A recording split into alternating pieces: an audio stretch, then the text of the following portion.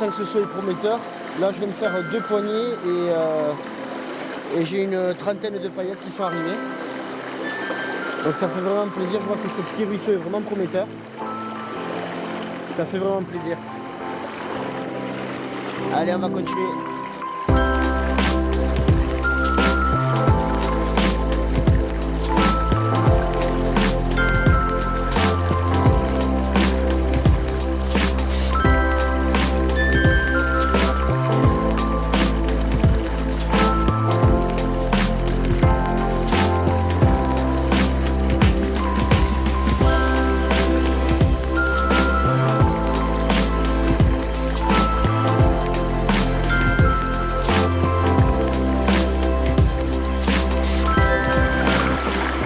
Alors les gars, je vais devoir faire 2 grains. Mais alors un fantastique, il est juste là.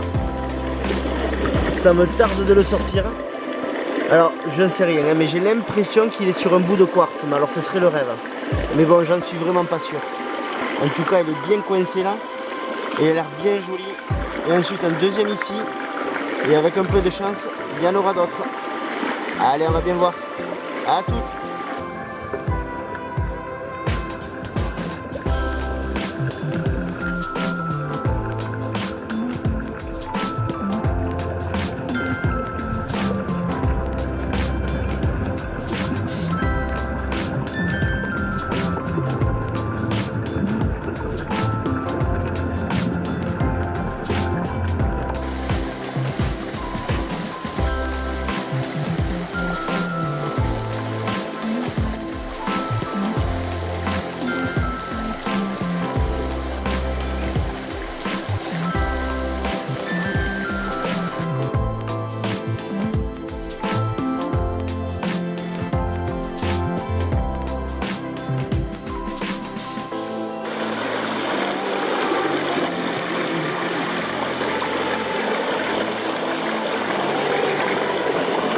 Oh, oh, oh, oh, oh.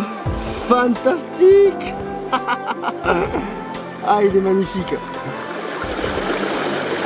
Oh là là, ouais. Aïe aïe aïe. Et avec le petit deuxième qui doit être par là, que j'ai vu tout à l'heure. Ici là, son petit frère. Voilà. C'est énorme. Ah, elle est vraiment fantastique ce Suisse.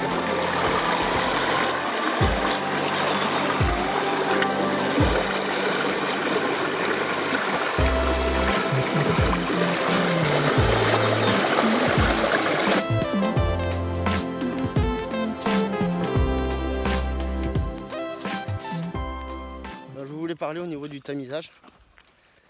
Moi je préconise d'utiliser du 5 à 8 mm, surtout pour la France. Après il est toujours important de bien vérifier dans son tamis si on n'a pas une petite pépite.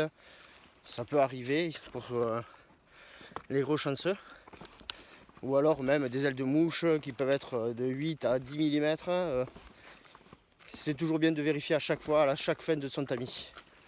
Donc le fait de tamiser, c'est vraiment obligatoire dans le sens où peu importe le tapis, même celui qui est révolutionnaire, enfin, c'est vraiment une base. Toujours tamiser son sable. Ça suffit à délayer tout ce qui est argile, donc ça va libérer tout ce qui est l'or qui est emprisonné. Sur un Suisse, même avec beaucoup de courant, au pire ça va se délayer, mais ça va être expulsé directement parce que ça va se délayer vers la fin. Enfin, le principe du tamisage, il y a vraiment beaucoup d'avantages de tamiser. C'est beaucoup plus fluide quand ça passe au Suisse. Enfin, le principe, c'est vraiment d'y aller tranquille. Ça sert à rien d'aller comme un porc. Parce qu'au final, même si on récupère toujours un peu plus d'or, on en lâche toujours. Et le principe, c'est toujours d'essayer de récupérer un maximum et de ne pas en perdre. Sinon, ça sert strictement à rien. On peut passer aussi bien sur de l'or très fin que de l'aile de mouche ou bien un grain. Enfin, c'est mon avis personnel. Moi, maintenant, après, on me suit pas, c'est pas un problème.